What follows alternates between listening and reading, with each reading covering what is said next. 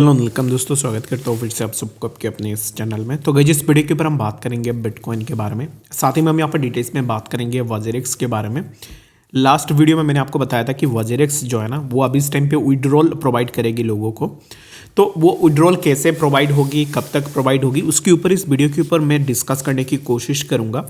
और साथ ही में हम बात करेंगे मेनली BTC एंड बाकी ऑल्ट कॉइन्स के बारे में। तो बाकी अगर आप पहली बार चैनल पर विजिट करो, वीडियो अगर आपको सही लगे तो चैनल को सब्सक्राइब भी कर देना। टेलीग्राम पे भी ज्वाइन करना चाहते हो, लिंक मैं डिस्क्रिप्शन में प्रोवाइड करवा दूंगा, वहाँ से जाके आप ज़रूर से ज्वाइन भी कर सकते हो, ठीक है। तो सबसे पहले अगर हम देखेंगे BTC के प्राइस को, तो right now the price of BTC is near around 98,000 के आसपास प्राइस चल रहा है। तो यहाँ से BTC में हम क्या एक्सपेक्टेशन लगाएंगे, तो the expectation remains the same जो कि मैंने मॉर्निंग में आपको बताया था कि we can hit near around 1,03,000 के आसपास हम इजीली जा सकते हैं, ठीक है। तो अभी फिलहाल के लिए हम क्या चीज़ इंप्लीमेंट कर सकते हैं BTC के प्राइस के लिए, तो उसके लिए क्या है ना कि price is now getting rejection from 99,000। और 99,000 का ये जो पर्टिकुलर जोन है, इसी जोन पे अगर मैं वीक्स को सिर्फ मार्क करूँ तो there are a lot of wicks जहाँ से हमें प्रीवियसली ऑलरेडी रिजेक्शंस देखने को मिले हैं। लाइक अगर आप देखोगे तो ये जो वीक है 99,000 पे यहाँ पे सपोर्ट लिया था, सपोर्ट लेने के बाद प्राइस में मूवमेंट हुई। Again we got another wick जो कि यहाँ पे हमें देखने को मिला, इसी वीक पे सपोर्ट ली, अगेन प्राइस में मूवमेंट हुई। Again we got a wick on this particular zone as well. यानी कि हम जब भी नीचे आ रहे हैं तब हमें एक मोमेंटम मिल रही है प्राइस के ऊपर। और if we take a breakout of this zone 99,400 का अगर हम ब्रेकआउट लेंगे, देन वी कैन एक्सपेक्ट हमें 1,03,000 and later we can expect कि हमें प्राइस 1,08,000 के आसपास भी देखने को मिल जाए, ठीक है। तो अभी इस टाइम पे हमें क्या करनी चाहिए वो मैं आपको बता देता हूँ। अभी इस टाइम पे हमें ना ये चीज़ देखनी है कि जब भी हमें यहाँ से ब्रेकआउट मिले, 99,000 से जब भी हमें ब्रेकआउट मिले, then we can go for a long position on BTC, जहाँ से हम एक अच्छा खासा बेनिफिट ले सकते हैं, ठीक है। हालांकि हमने पहले इसी जोन के आसपास भी बताया था कि बाइंग बनाने के लिए अगर आपने बनाई होगी तो वेट अभी इस टाइम पे आप जरूर से कर सकते हो। क्योंकि मैं इसलिए ना बता रहा हूँ, रीजन बीइंग जब भी आपको डिप देखने को मिले इस टाइम पे, उस टाइम पे आपको ना तुरंत बाइंग बनानी चाहिए स्पॉट के ऊपर। या फिर अगर आप यहाँ पर फ्यूचर में भी ट्रेड कर रहे हो 2x 3x मैक्सिमम 5x तक जा सकते हो क्रॉस में, जहाँ पे प्राइस अगर नीचे आती है तो फिर वहाँ पे आप स्मॉल अमाउंट में एक्यूमुलेट भी कर सकते हो। मैक्सिमम लोगों को ना ये नहीं पता है कि एग्जैक्टली फ्यूचर में किस तरीके से लिक्विडेशन से हम बच सकते हैं। तो उसके लिए ना सबसे पहले आपको क्या करना है, मैं एक एग्जांपल दे देता हूँ, बहुत सारे लोगों के लिए हेल्पफुल भी रहेगा। लेट्स सपोज कि आपके पास $200 है, ठीक है। तो we all are from India and हम में से मैक्सिमम लोग ऐसे हैं, सॉरी माफ़ करना, बट यहाँ पर मैं अपने हिसाब से ही बता रहा हूँ। तो यहाँ पर क्या होता है कि $200 $300 हमारे पास होती है ट्रेड लेने के लिए फ्यूचर में, ठीक है। तो instead of taking $200 in a single trade, आप क्या कर सकते हो कि आपने इस $200 को 3 पार्ट्स में डिवाइड कर लो, ठीक है। 3 पार्ट्स में डिवाइड करके जैसे फर्स्ट एंट्री आपने BTC में यहाँ पे ली, उसके बाद सेकंड एंट्री आपने यहाँ पे इसी जोन पे ली, एंड अगेन अगर थर्ड एंट्री आती है तो फिर यहाँ पे आप अपना थर्ड एंट्री लगा लो। यानी कि आपका जो $200 है, उस $200 को आपने 3 पार्ट्स में अपना बाइंग बना दी, ठीक है। अभी 3 पार्ट्स में बाइंग में यहाँ पर क्या हुई है कि लिक्विडेशन जो है आपका वो दूर चला जाएगा। एंड अलोंग विद दैट क्या होगी कि आप पार्ट्स में जब लगा रहे हो, इन दैट केस क्या होती है कि स्मॉल अमाउंट में आप लगाते जाओगे तो यहाँ पे ना लिक्विडेट होने की तो चांसेस बिल्कुल भी नहीं है। और सेकंड जो इंपॉर्टेंट चीज़ रहती है जहाँ पे आप बच सकते हो वो है कि ओवर ट्रेड। क्योंकि मैं देखता हूँ कि लोग क्या करते हैं कि $200 है किसी के पास, वो $50 में BTC लेगा, $50 में इथेरियम लेगा, $50 में बाकी और एक कॉइन लेगा, और $50 में बाकी और एक कॉइन लेगा। यानी कि वो 3 या 4 ट्रेड्स एक साथ में रन करेगा, और उसमें से यहाँ पर ना क्या होता है कि 2 ट्रेड में लॉस हो गए, एक ट्रेड में प्रॉफिट आ गया, तो इन दैट केस वो खुश हो जाते हैं। बट मेरे हिसाब से ना, इन टर्म्स ऑफ मैं अगर अपने हिसाब से आपको कहूँ तो मैं, अगर आप मेरे टेलीग्राम चैनल पे होना, तो मैं डेली बेसिस में 1 या 2 ट्रेड्स लेता हूँ, सिर्फ 1 या 2 ट्रेड। आज के दिन में सिर्फ 1 ही ट्रेड लिया है, अभी और ट्रेड करूंगा भी नहीं, क्योंकि नहीं करना है अभी। जो मेरा प्रीवियसली लॉस हुआ था, उस लॉस को कल रात को भी ऑलरेडी यहाँ पर एक रिकवर हुआ था, आज सुई से हमने रिकवर कर दी है।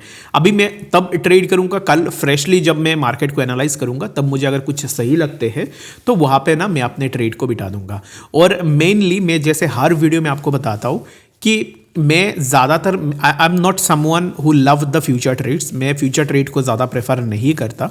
मैं जितना हो सके उतना स्पॉट में खेलने की कोशिश करता हूँ, यानी कि स्पॉट में ट्रेड्स मैं लेता हूँ ज़्यादातर, ठीक है। और जब भी मैं फ्यूचर में भी ट्रेड लेता हूँ, उसमें ना लिवरेज कम रहती है और फंड्स भी कम रहती है, क्योंकि मैं जस्ट फॉर द फन मैं कभी कभी फ्यूचर ट्रेड लेता हूँ और उसमें से स्मॉल अमाउंट में प्रॉफिट भी लेता हूँ। ठीक है, अभी इस टाइम पे राइट नाउ मैं यहाँ पर लास्ट 4-5 ईयर से मार्केट में हूँ, जहाँ पे मैं हर एक वीडियो में ना आप लोगों को पहले भी बताया था कि जितना हो सके उतना आप ना स्पॉट में अपना बाइंग बनाओ, जितना हो सके स्पॉट में अगर आप बाइंग बनाओगे। स्पॉट बाइंग पे क्या होती है कि आपको जो भी यहाँ पर ना अभी इस टाइम पे अब जैसे मार्केट नीचे आ गई तो इन दैट केस आपको ज़्यादा लॉस नहीं होगा, क्योंकि मार्केट नीचे आई है, स्पॉट में आपका बाइंग है, तो स्पॉट बाइंग के दौरान क्या होता है कि जो भी लॉस है ना वो मिनिमाइज हो जाती है ओवर द पीरियड। लाइक अभी बीटीसी नीचे आया, स्पॉट में आपका एंट्री है, तो लिक्विडेशन का भी डर नहीं है, प्राइस ऊपर जाएगा तब आप ज़रूर से निकलोगे। और इन स्पॉट बाइंग अगर आप अच्छी चीज़ें स्पॉट में ले रहे हो, आज नहीं तो कल ये चीज़ें आपको रिटर्न ज़रूर से बना के देंगे। तो इसके लिए ये एक बहुत बढ़िया चीज़ है जो मुझे ना बहुत ज़्यादा सही लगती है, और इस चीज़ को मैं भी पर्सनली अप्लाई भी करता हूँ। ठीक है, तो आई होप कि समझ में आया होगा बीटीसी के बारे में। अभी इस टाइम पे अगर हम बात करें वॉजिरिक्स के बारे में, जिसके ऊपर मैंने कल भी डिस्कस की थी, अगर आपने वीडियो देखा होगा, वॉजिरिक्स जो विड्रॉल है उसको रिज्यूम कर सकता है अप्रैल 2025 में, मिड अप्रैल 2025 को ये रिज्यूम होगी। अभी इस टाइम पे मिड अप्रैल 2025 में जो विड्रॉल रिज्यूम होगी, उस विड्रॉल में क्या हमें 100% फंड्स मिलेंगे या फिर हमें सर्टेन अमाउंट ऑफ फंड्स दिए जाएंगे। तो उसके लिए अगर आप देखोगे तो निश्चल का यही कहना है कि अभी इस टाइम पे जो मॉरिटेरियम चल रहा है, जो भी अभी इस टाइम पे ना आपको एक नोटिफिकेशन आएगी वॉजिरिक्स की तरफ से कि आप ये मॉरिटेरियम को सपोर्ट करते हो, यानी जो क्रेडिट अभी इस टाइम पे अमाउंट की जाएगी उसको आप सपोर्ट करते हो या नहीं। अगर आप वहां पे नो कर देते हो ना, तो इन दैट केस क्या होगी कि निश्चल ने बताया कि विड्रॉल देने में ना आपको और भी 2 साल लग सकते हैं। तो मेरे हिसाब से देखो अभी इस टाइम पे ना फंड्स लोगों के फंसे हुए हैं, और निश्चल एंड बाकी टीम अभी इस टाइम पे लोगों को डराने की कोशिश भी कर रहे हैं कि नहीं आपको ऐसे करना पड़ेगा, नहीं तो हम ऐसे कर देंगे वो ऐसे कर देंगे। अगर आप देखोगे आईएनआर का जो विड्रॉल था, आईएनआर विड्रॉल में भी उन्होंने यहाँ पर क्या किया है, 3 पार्ट्स में लोगों को विड्रॉल दिया है, एक साथ में लोगों को विड्रॉल नहीं दिया है। पहले बताया कि आप इतना विड्रॉल कर सकते हो, उसके बाद सर्टेन अमाउंट ऑफ विड्रॉल आप ले सकते हो, उसके बाद और भी सर्टेन अमाउंट ऑफ विड्रॉल आप ले सकते हो, यानी कि स्मॉल अमाउंट में विड्रॉल जो है ना यहाँ पर आईएनआर पे भी दी जा रही थी। तो अभी इस टाइम पे यहाँ पर कैसे आप एक्सपेक्ट कर सकते हो कि 100% विड्रॉल हमें दे दे। और मेरे हिसाब से अभी इस टाइम पे देखोगे WazirX is having all the funds to give the users. अभी इस टाइम पे उनके पास फंड्स है जो यूजर्स को प्रोवाइड कर सकते हैं। अभी आप मुझे पूछोगे कि फंड्स कहाँ पे है, तो फंड्स कहाँ पे है उसके ऊपर मैंने पहले भी डिस्कस किया था।